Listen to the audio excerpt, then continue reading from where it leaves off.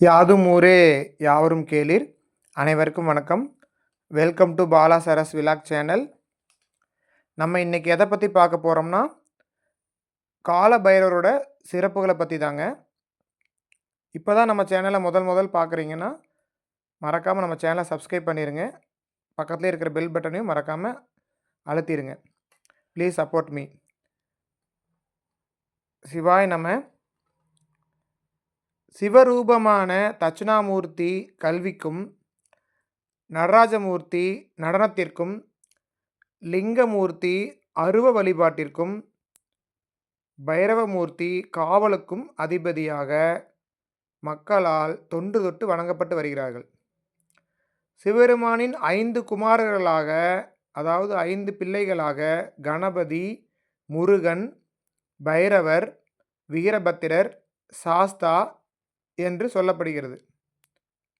இந்த ஐவரில் மகாபைரவர் பொதுவாக எல்லா ஆலயங்களிலும் ஈசான்ய மூலை எனப்படும் வடகிழக்கு திசையிலேயே நிர்வாண கோலத்தினராய், நீலமேனியராய், நாய் வாகனத்துடன் காட்சி தருபவர்.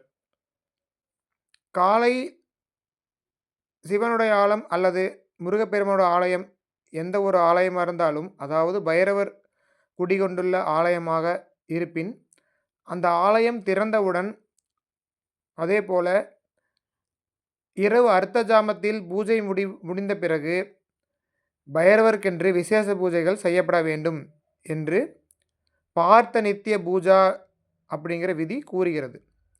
அதேபோல் ஆலயத்தின் மற்ற திருச்சன்னதிகளை பூட்டி சாவியை பைரவர் பாதத்தில் வைத்துவிட்டு அதன்பின் வெளிக்கதவை பூட்டி சாவியை எடுத்து செல்லும் வழக்கம் இன்றும் நடைமுறையில் உள்ளது. சிவபெருமானின் தத்புருஷ முகத்திலிருந்து தோன்றியவர் இந்த பைரவர். காசியம்பதியில் சிவகணங்களுக்கு தலைவராக விளங்குபவர்.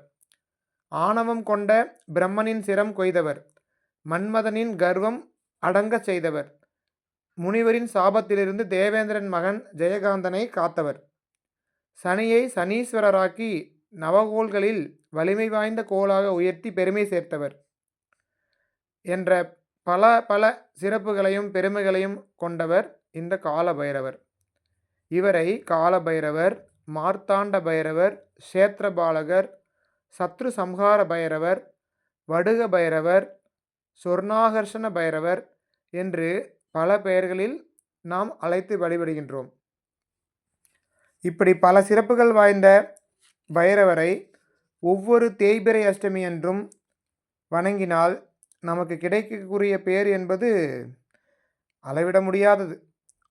நமக்குள்ள கண் திருஷ்டி, பொறாமை, நமக்கு என்னென்னலாம் கெட்டதெல்லாம் வந்து சேருதோ அது எல்லாத்தையும் அழிக்கக்கூடியவர் இந்த கால பைரவர். நாம் ஒவ்வொருவரும் இந்த கால பைரவரை வழிபடுவதன் மூலமாக நமக்கு எல்லா நன்மைகளும் கிடைக்கப் பெறலாம். இது பல புராணங்களில் கூறப்பட்டிருக்குது. காலபைரவரோட இந்த அற்புதமான வழிபாடை பற்றி பல புராணங்கள் சொல்லுது. இவரோட வழிபாடு அவ்வளோ நன்மைகளை தரும், அள்ளி அள்ளி நன்மைகளை தரும். திருச்சிற்றம்பலம், தில்லையம்பலம். தென்னாடுடைய சிவனே போற்றி, எந்நாட்டவர்க்கும் இறைவா போற்றி.